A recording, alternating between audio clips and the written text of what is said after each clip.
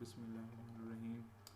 ये जो ट्यूटोरियल है ये बेसिकली फाइलिंग के अंदर है और इसके अंदर हम ये चीज़ देखेंगे कि हमने ऑटोमेटिकली अगर फाइलिंग को रीड करना हो, हमें फ़ाइल के साइज़ नहीं पता हो कि उसके अंदर कितने नंबर पड़े हुए हैं, लेकिन उसको स्टार्ट करने से पहले एक छोटा सा रिकैप है। फॉर एग्जांपल मेरे पास ये data.txt की फ़ाइल है और इस फाइल में ये टोटल जो हैं ये टोटल लेट्स से 13 नंबर्स पड़े हुए हैं। तो हमने इसको रीड करना है तो हम क्या करते हैं कि हम एक लूप लगाते हैं और उस लूप के अंदर हम 13 टाइम उस लूप को चलाते हैं और उसको रीड कर लेते हैं और रीड करने के बाद उस अरे को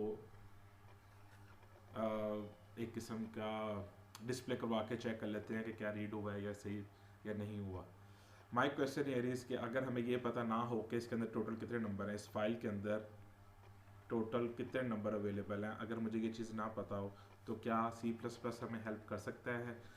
और उसका कॉन्सेप्ट जो है वो basically and of file concept है, जिसको हम EOF EOF कहते हैं। ये बेसिकली एक ऐसा फंक्शन है C++ के अंदर कि ये दो चीज़ें रिटर्न कर सकता है, आइदर 0 या 1। 0 कब रिटर्न करेगा जब फाइल अभी एंड नहीं हुई और 1 कब रिटर्न करेगा जब फाइल एंड हो गई है। सो अगर हम इन फाइल्स को देखें जो कि मेरे सामने लिखी हुई data.txt, let me rub this thing, this one। सो अगर मैं इन फाइल को देखूं और मैंने इसके अंदर कुछ चेंजेस करनी हो, रीड करना हो, तो जैसे ही मेरे पास fin क्रिएट होगा, मेरे पास जो न्यू ऑब्जेक्ट क्रिएट होगा वो फाइल के स्टार्ट में पॉइंट कर रहा होगा। सो मैं इसको एक दफ़ा रीड करूँगा, एक दफ़ा रीड करके लाऊंगा तो एंड ऑफ फाइल जो है वो मेरे पास 0 ही रहेगा। क्यों? क्योंकि अभी एंड ऑफ फाइल आया नहीं है। फिर उसके बाद मैं दूसरा नंबर रीड करूँगा, एंड ऑफ फाइल 0 रहेगा। फिर तीसरा नंबर रीड करूँगा, एंड ऑफ फाइल 0 रहेगा। करते करते करते एक वक्त आएगा कि मैं ये जो लास्ट नंबर है 1011 इसको रीड करूँगा। जब मैं इसको रीड करूँगा तो इसके बाद मेरे पास इस नंबर के आगे भी कुछ नहीं पड़ा हुआ और इस नंबर के नीचे भी कुछ नहीं पड़ा हुआ, यानी उस करंट रो में करंट लाइन के अंदर भी कुछ नहीं है और उस नंबर से नीचे वाली लाइन्स के अंदर भी टेक्स्ट फाइल में कुछ नहीं पड़ा हुआ। इन दैट केस आके जो एंड ऑफ फाइल है वो बेसिकली 1 हो जाएगा। सो मैं इस एंड ऑफ फाइल के ऊपर कोड लिख सकता हूँ। मैं इसको चेक कर सकता हूँ इफ़ स्टेटमेंट में कि अगर मेरे पास let's say fin dot end of file आ गया है और एक फंक्शन है तो पैरेंथेसिस आएंगी इसके साथ। सो अगर मेरे पास ये आ गया है तो इस केस के अंदर मैं लूप को ब्रेक कर दूँ। So this is known as end of file, कि आप तब तक रीड करवाते रहें जब तक आपके पास एंड ऑफ फाइल नहीं आ जाता। और इसका छोटा सा कोड है वो पहले मैं आपको यहाँ पे लिख कर दिखाता हूँ और उसके बाद फिर हम उसको जाके कंपाइलर में एक दफ़ा एग्जीक्यूट करके देख लेंगे। सो इसको चलाने के लिए I straight away go for infinite loop, और इस इनफाइनाइट लूप के अंदर मैं एक अरे के अंदर रीड करके ले आता हूँ, लेट्स कॉल इट ARR, और इसके अंदर रीड करके लेके आते हैं एक i इंडेक्स के साथ एंड देन i को प्लस कर लेते हैं ताकि वो नेक्स्ट टाइम अरे के साथ रीड अरे के इंडेक्स चेंज हो सके। Here I can check the end of file if statement में if fin dot end of file आ गया है तो इन दैट केस मेरे पास ये जो लूप है ये ब्रेक हो जाए। So that kind of code we can use here, जिसके अंदर हम ये चीज़ चेक कर सकते हैं कि रीड करते रहो, ये वाला रीड होता रहेगा अरे के अंदर, रीड करते रहो और इंडेक्स को चेंज करते रहो। यानी अगर मेरे पास एक अरे है और उस अरे के अंदर मेरे पास पहला नंबर रीड होगा 132, उसके बाद 1425 and so on so forth. So ये रीडिंग होती रहेगी and end of file check होता रहेगा। जैसे ही मेरे पास लास्ट नंबर रीड हो जाएगा, हमारे इस केस में जो लास्ट नंबर है वो बेसिकली 1011 है, जैसे ये नंबर रीड होगा तो इस नंबर के बाद हमारे पास कुछ रीड करने के लिए नहीं है एंड देन इस नंबर के नीचे भी हमारे पास कुछ रीड करने के लिए नहीं है। सो इस केस में आके एंड ऑफ फाइल 1 होगा और एंड ऑफ फाइल के ऊपर ये इफ स्टेटमेंट ट्रू हो जाएगी। जब इफ स्टेटमेंट ट्रू हो जाएगी तो ये ब्रेक की कमांड क्या करेगा, ये इस इनफाइनाइट लूप को ब्रेक कर देगा। So that is the important thing जिसको हम एंड ऑफ फाइल कहते हैं। एक फंक्शन है स्ट्रीम की लाइब्रेरी में अवेलेबल है, रीडिंग के लिए बहुत इंपॉर्टेंट, हम इसको यूज़ कर सकते हैं। So let me go to the code.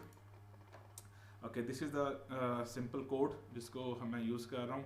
इसके अंदर वही सारे ऊपर वही चेकिंग है। एक मैंने रे बनाई है 100 इंटीजर्स की, एक साइज़ का वेरिएबल रखा है, और मैंने फिर ओपन चेक कर लिया कि फाइल ओपन हुई है कि नहीं हुई। Let me tell you the data file जो कि ऑलरेडी इसके मेन फोल्डर के अंदर पड़ी हुई है। सो data.txt में ये नंबर्स लिखे हैं जिसकी हम अभी एग्जांपल की बात कर रहे थे।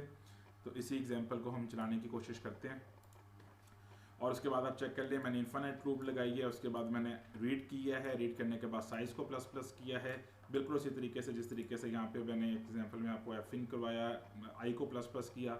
इस कोड के अंदर बेसिकली साइज़ वेरिएबल हो रहा है। उसके बाद अगर एंड ऑफ फाइल आ जाएगा तो लूप को ब्रेक कर दो, और लूप से ब्रेक करने के बाद मुझे वो अरे जो है वो एक दफ़ा प्रिंट करवा दो।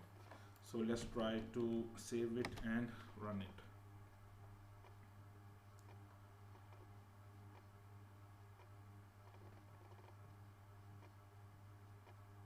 Okay, come on.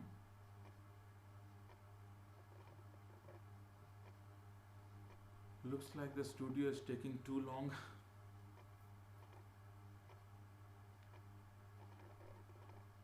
Alright, मेरे पास ये आउटपुट है। इस आउटपुट को ज़रा एक दफ़ा वेरीफाई कर लेते हैं अपने टेक्स्ट फाइल के साथ। यू कैन सी कि जो कहाँ तक मैंने रीड किया है। मैंने ये कहीं नहीं बताया अपने कोड में कि मैंने 13 दफ़ा रीड करना है, लेकिन मैंने कोड में सिर्फ ये इंस्ट्रक्शन दी है कि मैंने एंड ऑफ फाइल टाइम जाना है। और इसका फ़ायदा बहुत हुआ करेगा जब आपके पास बहुत बड़ी फाइल है जिसके अंदर लेट से 500-600 नंबर है, तो आपको नंबर रीड करने की ज़रूरत नहीं है, या हमें आपको क्वेश्चन में बताने की ज़रूरत नहीं है कि इसके अंदर कितने नंबर्स हैं, और उसके मुताबिक फॉर लूप लगने की ज़रूरत नहीं है। इसी तरीके से एक छोटा सा कॉन्सेप्ट और भी है कि अगर आपने इस कोड को थोड़ा सा ऑप्टिमाइज़ करना है तो ये जो आप लूप की ब्रेकिंग कंडीशन आप इससे अपनी जान छुड़वा सकते हैं। वो किस तरीके से कि आपके पास ये जो स्टेटमेंट है ये इटसेल्फ आप चेक कर सकते हैं इस वाइल लूप के अंदर। और इस वाइल लूप के अंदर मैं इसको थोड़ा सा आपको एक्सप्लेन भी कर देता हूँ बोर्ड पे।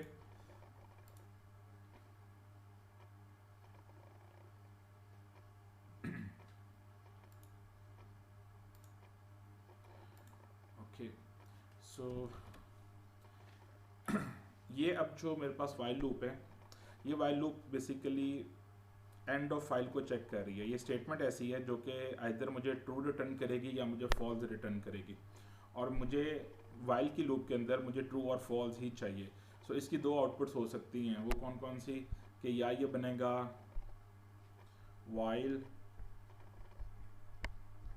1 या ये बनेगा वाइल 0। अब वाइल 0 कब बनेगा, मैंने आपको बताया एंड ऑफ फाइल तब 1 होता है जब बेसिकली फाइल एंड हो जाती है। सो इस केस में ये एंड ऑफ फाइल 1 होगा, और 1 होने के बाद मुझे इसको चेक करने की ज़रूरत पड़ेगी कि क्या एंड ऑफ फाइल आ गई है। तो यहाँ पे जो सबसे बेहतर कॉन्सेप्ट है वो ये है कि मैं इसको चेक करूँ कि जब तक एंड ऑफ फाइल नहीं आता, यानी नॉट लगाऊँ, जब तक एंड ऑफ फाइल नहीं आता fin dot end of file, तब तक ये लूप चलती रहे। सो अगर मेरे पास ये जो नंबर है आप देख सकते हैं कि मेरे पास जो ऊपर जितने भी नंबर्स थे, let me go up little bit. So 132 है, 14524 है। तो ये नंबर जब रीड होना शुरू होंगे तो हर दफ़ा मेरे पास एफिन जो होगा वो 0 रिटर्न करेगा। जब 0 को मैं नॉट करूँगा तो वो ऑटोमेटिकली 1 में कन्वर्ट हो जाएगा। तो ये वाइल 1 रहेगा, ये ट्रू रहेगा। कब तक ट्रू रहेगा, जब तक एंड ऑफ फाइल नहीं आ जाती। तो इस लाइन को अगर आपने उर्दू में समझना है तो इसका मतलब ये है कि तब तक लूप चलाते रहो जब तक आपके पास एंड ऑफ फाइल नहीं आ जाता। So I hope you understand. So let go to the code. और इसके अंदर भी मैंने ये चेंजेस की हैं कि मैंने इसको बताया है कि तब तक चलाते रहो भाई जब तक एंड ऑफ फाइल ना आ जाए। और इसको भी एक दफ़ा एग्जीक्यूट करके देख लेते हैं। Let's go and run that. Okay, you can see कि उसने सेम आउटपुट दिया जो कि मेरे पास आउटपुट फाइल के अंदर स्टोर थी। आप चेक कर सकते हैं। सो ये चीज़ है एंड ऑफ फाइल के अंदर, लेकिन इसके अंदर कुछ मसले मसाइल भी हैं, वो भी प्लीज़ ज़रा सुन लें क्योंकि कुछ कन्फ्यूजन आया करेंगे आपको। पहली बात तो ये है कि जब आपने एंड ऑफ फाइल को देखना है तो ये चीज़ मेक श्योर करनी है कि फाइल के अंदर कोई एक्स्ट्रा चीज़ ना पड़ी हो, not even the space. Let's say अगर मेरे पास ये लास्ट डिजिट है तो इस डिजिट के बाद कोई स्पेस नहीं होनी चाहिए, ना इस डिजिट के बाद डिजिट कह रहा ना सॉरी ना इस नंबर के बाद कोई स्पेस होनी चाहिए, ना इस नंबर के बाद किसी किस्म की कोई न्यू लाइन करेक्टर होना चाहिए। सो मेक श्योर आप लोगों ने ये करना है इसको चलाते वक्त कि ये आपके पास बिल्कुल जब फाइल का एंड नंबर है उस एंड नंबर के बाद कोई स्पेस ना हो। वैसे बाय द वे स्पेस होगी तो क्या होगा ये भी ज़रा देख लें। लेट्स से स्पेस होती है, मैं इसको चलाता हूँ तो एंड ऑफ फाइल जो है वो बेसिकली एक आर्टिशन जो है वो ओवर कर देता है। अब आप देखेंगे ज़ीरो उसने प्रिंट कर दी है। सो इस चीज़ को हमने प्रिंट नहीं करवाना, हमें इसकी ज़रूरत नहीं है। तो आपने ये मेक श्योर करना है कि इस नंबर जो भी लास्ट नंबर होगा आपकी फाइल के बाद उसके बाद आपके पास किसी किस्म की कोई स्पेस या न्यू लाइन नहीं होनी चाहिए। So let me roll it back so you can see कि अभी हमारे पास फाइल जो है वो बिल्कुल सही रीड हो रही है। इसी चीज़ को थोड़ा सा और सोफिस्टिकेटेड करने की कोशिश करते हैं। ये जो हमारे पास एंड ऑफ फाइल का जो कॉन्सेप्ट है इसको मैं थोड़ा सा ऑप्टिमाइज और भी कर सकता हूँ। वो किस तरीके से वो भी ज़रा देख लें। जो मेरे पास ये स्टेटमेंट है एफ इन की statement, yellow is not a good colour, change it. Okay so मेरे पास जो एफ इन की स्टेटमेंट है, मैं एफ इन करके अगर किसी अरे में लेके आ रहा हूँ और उस अरे का इंडेक्स आई है। सो ये स्टेटमेंट जो है ये भी बेसिकली दो काम करवाती है। अगर तो ये एग्जीक्यूट होती है यानी ये रन होती है और नंबर रीड होकर ARR अरे के अंदर स्टोर होता है तो ये स्टेटमेंट इटसेल्फ 1 के तौर पे ट्रीट होती है। और अगर आपने कुछ रीड किया और वो ब्लैंक रीड हुआ है, लेट्स से आपके पास फाइल के अंदर सबसे एंड के बाद आपने दोबारा रीड करने की कोशिश की है तो वो आपको ज़ीरो कहता है, वो कहता है जी कि ये रीड नहीं हो सका। सो इस स्टेटमेंट को मैं डायरेक्टली भी वाइल लूप के अंदर यूज़ करके चला सकता हूँ। अगर मैं इसको इस तरीके से लिखूँ कि वाइल एफ इन करके ले आओ अरे में, अरे ऑफ लेट्स से आई में, तो ये लूप तब तक चलती रहेगी जब तक जो है वो आपके पास रीडिंग होती रहेगी। और ये लूप तब टर्मिनेट हो जाएगी जब आपके पास जो एफ इन किया और उसने कोई एफ इन नहीं कर सका। यानी जब तक अरे के कंटेंट्स अपडेट होते रहेंगे तब तक ये लूप चलती रहेगी। और जब अरे का कंटेंट अपडेट नहीं होगा यानी कोई और नंबर रीड करने के लिए नहीं पड़ा होगा तो ये ऑटोमेटिकली वाइल लूप को 0 रिटर्न करेगा और वाइल 0 के साथ ये लूप भी ब्रेक हो जाएगी। So let's try to execute that. इसी चीज़ को मैं ख़त्म करता हूँ कि मुझे ये चीज़ नहीं चाहिए। और ये जो स्टेटमेंट है मेरी रीडिंग स्टेटमेंट है, मैं इस रीडिंग स्टेटमेंट को पिक करता हूँ और उसको अपने लूप के अंदर फिट कर देता हूँ। तो इसका मतलब ये है कि एफ इन करते रहो, जब तक एफ इन होता रहेगा अरे का जो इंडेक्स जो भी साइज इसको पॉइंट कर रहा होगा वो अपडेट होता रहेगा। और उसके बाद आपके पास जैसे ही ये स्टेटमेंट चलेगी और अरे का इंडेक्स अपडेट, अरे का जो अपडेशन है वो नहीं होगी तो ये ऑटोमेटिकली वाइल 0 के साथ ये फॉल्स हो जाएगा। सो लेट्स ट्राई। अब मुझे ये वाली लाइन नहीं चाहिए। Even let me delete it. Okay so इस लूप का मतलब क्या है कि जब तक एफ इन होता रहेगा, नंबर रीड होता रहेगा, अरे अपडेट होती रहेगी और ये वाइल 1 बनता रहेगा। जैसे ही आपके पास एफ इन करेंगे और आपके पास कोई नंबर अपडेट रीड नहीं हुआ होगा तो ये वाइल 0 बनेगा। वाइल 0 बनेगा तो आपके पास लूप से आप बाहर आ जाएंगे और ये अरे प्रिंट हो जाएगी। सो let me see that I can run it for you. Make sure कि आपके ज़हन में ये रहे कि हमारे पास जो फाइलिंग की जिस फाइल को हम रीड कर रहे हैं उसका कंटेंट ये हैं और इसको अंदर हम एग्जीक्यूट करते हैं।